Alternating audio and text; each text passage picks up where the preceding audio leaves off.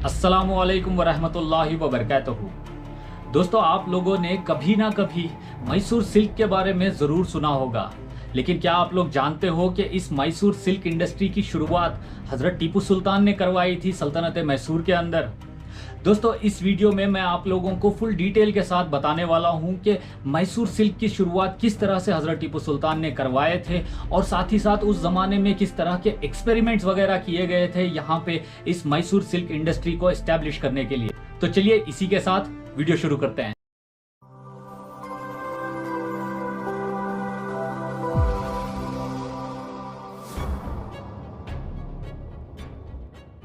दोस्तों, जब हज़रत टीपू सुल्तान सल्तनत मैसूर के बादशाह बने तो उस वक्त यहाँ कॉन्स्टेंटली जंगें चल रही थी, क्योंकि हाल ही में फर्स्ट एंग्लो मैसूर वॉर हुआ था और साथ ही साथ सेकेंड एंग्लो मैसूर वॉर के दौरान में ही नवाब हैदर अली खान बहादुर की वफात हो गई थी और उसके बाद में मैंगलोर की एक ट्रीटी हुई, जिसके बाद सेकेंड एंग्लो मैसूर वॉर ख़त्म हुआ। लेकिन दोस्तों, उस दौरान कहा जाता है कि सल्तनत मैसूर की माली हालत इतनी ठीक नहीं थी, क्योंकि कॉन्स्टेंटली लड़ाइयों की वजह से सल्तनत का ख़जाना काफ़ी कम हो चुका था।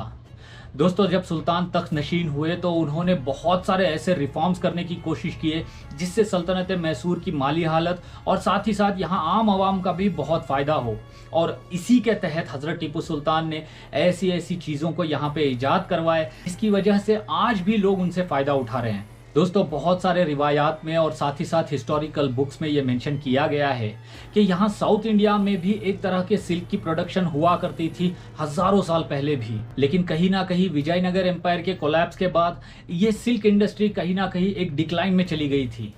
दोस्तों, लेकिन हज़रत टीपू सुल्तान जब तख्त नशीन हुए तो आपने ये चाहा कि किसी तरह से इस सिल्क इंडस्ट्री को एक नया बूस्ट किया जाए और साथ ही साथ एक स्ट्रॉन्ग सिल्क इंडस्ट्री को यहाँ पे प्रेजेंट किया जाए। जिस तरह से बंगाल के अंदर अंग्रेज़ों ने नवाब सिराजुद्दौला को हराने के बाद वहाँ पे एक तरह की सिल्क इंडस्ट्री को एस्टैब्लिश करवाए थे, उसी तरह से हज़रत टीपू सुल्तान यहाँ बड़े पैमाने पे एक अपनी ही यानी कि एक सल्तनत मैसूर के अंदर अपनी ही एक नई तरह की वैरायटी के सिल्क को इंट्रोड्यूस करवाना चाहते थे। दोस्तों, बहुत सारे रिवायात में ये कहा जाता है कि हज़रत टीपू सुल्तान ने यहाँ से ऐसे उम्दा कारीगरों को और ऐसे लोगों को जो इस तरह की सिल्क इंडस्ट्री को एस्टैब्लिश कर सकते थे और साथ ही साथ उस हुनर को वो सीख सकते थे, वैसे लोगों को सल्तनत मैसूर से हज़रत टीपू सुल्तान ने चाइना तक भेजे थे ताकि वहाँ से इस रेशम के कीड़ों को वहाँ से लाया जा सके और साथ ही साथ यहाँ पे सिल्क की कल्टीवेशन स्टार्ट की जाए। दोस्तों, उसी मकसद के तहत हज़रत टीपू सुल्तान ने बंगाल, आसाम और साथ ही साथ नॉर्थ ईस्ट के बहुत सारे इलाकों में भी अपने लोगों को भेजे थे ताकि वो लोग वहाँ पे जाके सिल्क इंडस्ट्री को स्टडी करें और साथ ही साथ वहाँ से सिल्क के जो कीड़े होते हैं, जो रेशम के कीड़े, उन कीड़ों को यहाँ पर लाकर उन कीड़ों से सिल्क की एक नई तरह की एक वैरायटी को तैयार कर सकें। दोस्तों, हमारे हिंदुस्तान में ख़ास 4 किस्म के सिल्क यानी कि रेशम को बनाया जाता है और उसमें से सबसे पहला है एरी सिल्क, जिसको फिलोसेमिया रेसिनी कहा जाता है, जो नॉर्थ ईस्ट के इलाकों में बनाया जाता था कई सदियों से। दोस्तों, दूसरी नंबर पे आता है वाइल्ड टसर सिल्क, जिसको एंथेरिया मिलिशिया भी कहा जाता है और इस तरह के सिल्क को या रेशम को भागलपुर, बिहार और उत्तर प्रदेश के इलाकों के पास में बनाया जाता था कई सदियों से। दोस्तों, इस तरह का सिल्क गोल्डन कलर का होता है और ये सॉफ्ट टेक्सचर का होता है, यानी कि बहुत ही ये मुलायम सिल्क होता था। दोस्तों, इसके बाद में आता है वाइल्ड गोल्डन मुगा सिल्क, यानी कि एथेनिया एसामा कहा जाता है इसको साइंटिफिक जुबान में। और इस तरह का सिल्क बहुत ही खूबसूरत गोल्डन पैलेट्स या फिर गोल्डन ह्यूज, जिसके अंदर एक तरह की सुनहरी धारियां होती हैं, इस तरह के सिल्क को खास करके आसाम के इलाकों में बनाया जाता था। दोस्तों, last but not the least, यहाँ साउथ इंडिया में जिस तरह के सिल्क को हज़रत टीपू सुल्तान ने स्टार्ट करवाए थे उसको मलबेरी सिल्क कहा जाता है। जी हाँ, आप लोगों ने सही समझा, मलबेरी यानी कि शातूत के झाड़ को कहा जाता है। आप लोग अगर यहाँ साउथ इंडिया में हैं तो यहाँ आप लोगों ने बचपन में या फिर कभी ना कभी किसी ना किसी जगह पे शातूत को ज़रूर देखा होगा और अभी जो आप स्क्रीन पर देख रहे हो ये शातूत का एक झाड़ है। दोस्तों, इस तरह के यानी कि मलबेरी सिल्क को यहाँ एस्टैब्लिश करवाने के लिए ख़ास वजह थी, क्योंकि उस दौर में सल्तनत मैसूर के आसपास के इलाकों में क्लाइमेट कंडीशंस बहुत ही अलग थी। यानी कि अगर आप पहाड़ी एरियाज में जाओ तो वहाँ पे आप पाओगे कि बहुत सारी गर्मी है जहाँ पे ये सिल्क के कीड़े प्रोडक्शन नहीं कर पाते थे। और साथ ही साथ अगर आप ऊटी और वायनाड उस इलाकों में जाओ तो वहाँ पे बेहद ठंड की वजह से भी ये कीड़े सर्वाइव नहीं कर पाते थे। दोस्तों इसी के तहत हज़रत टीपू सुल्तान ने बहुत सारी जगहों पे इन सिल्क के प्रोडक्शंस की छोटी छोटी फैक्ट्रीज लगवाई थी और साथ ही साथ उन कीड़ों को इस तरह के फीड दिए जाते थे तो यहाँ साउथ इंडियन क्लाइमेट कंडीशंस के तहत वो सरवाइव कर सकें और साथ ही साथ एक बेहतरीन किस्म के सिल्क को प्रोड्यूस कर सकें।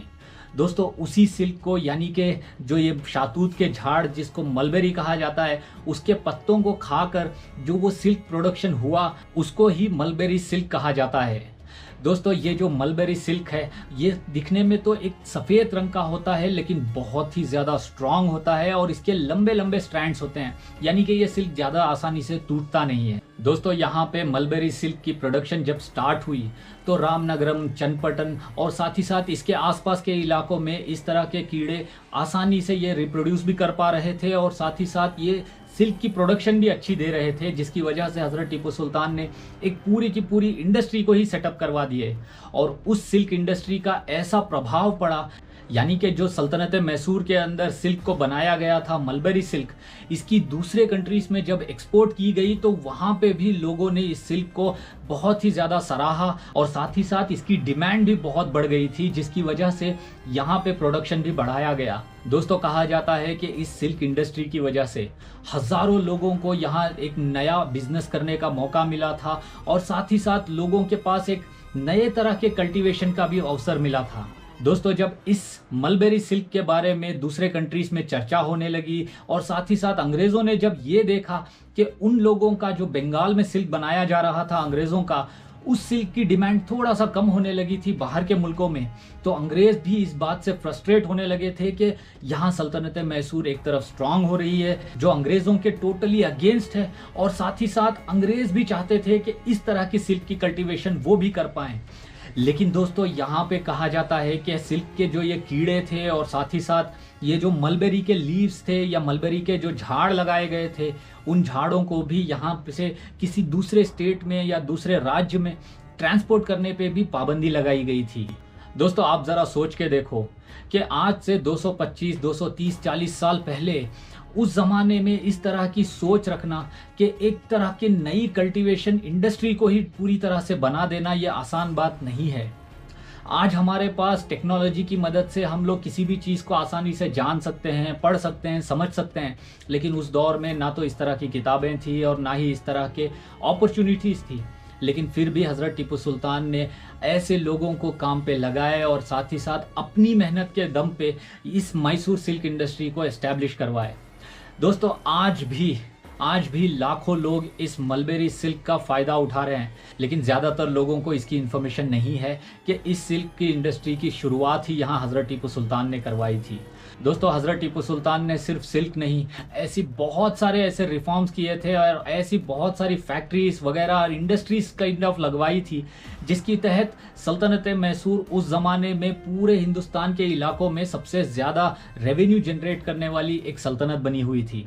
दोस्तों अगर आप हमारे इस YouTube चैनल के ऊपर सारे वीडियोस देखते हो तो आप लोग जानते ही होंगे कि कुछ 50-100 वीडियोस पहले जब मैं थर्ड एंग्लो मैसूर वॉर को एक्सप्लेन कर रहा था, उसमें मैंने इसी बात को यहाँ पे बताने की कोशिश की थी कि अगर फोर्थ एंग्लो मैसूर वॉर में हज़रत टीपू सुल्तान की शहादत ना हुई होती तो यहाँ मोस्ट प्रोबेबली इंडिया में इंडस्ट्रियल रेवोल्यूशन डेफिनेटली होता, क्योंकि सुल्तान यहाँ अपनी सल्तनत के अंदर ऐसी ऐसी चीज़ों को ऐसी ऐसी ईजाद करने के लिए ऐसे ऐसे कदम उठा रहे थे जिसकी वजह से शायद इंडिया उस ज़माने में सुपर पावर बन जाता। दोस्तों हमारे चैनल के ऊपर बहुत सारे लोग ये सवाल भी पूछते हैं कि सुल्तान ने उस ज़माने में रॉकेट्स को किस तरह से ईजाद करवाए थे या फिर किस तरह से मॉडिफाई करवाए थे और साथ ही साथ ये आखिर रॉकेट्स का माजरा क्या है।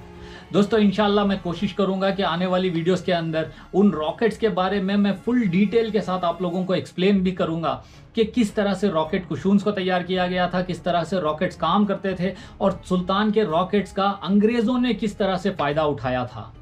दोस्तों मैं उम्मीद करता हूं आपको आज की ये वीडियो पसंद आई है, और आज से जब भी आप लोग किसी शाहतूत के झाड़ के पास जाओ या फिर शाहतूत का झाड़ देखो यहाँ कर्नाटका या फिर इसके आसपास के इलाकों में, तो याद रखिए इन शाहतूत या फिर मलबेरी के झाड़ों को भी हजरत टीपू सुल्तान ने ही यहाँ लगवाए थे। और दोस्तों इसी के साथ आज की वीडियो में बस इतना ही। अब मैं मिलूंगा आपसे अगली वीडियो में, तब तक के लिए आप लोग अपना बहुत सारा ख्याल रखिए और मुझे अपनी दुआओं में याद जरूर रखिए। अल्लाह हाफिज।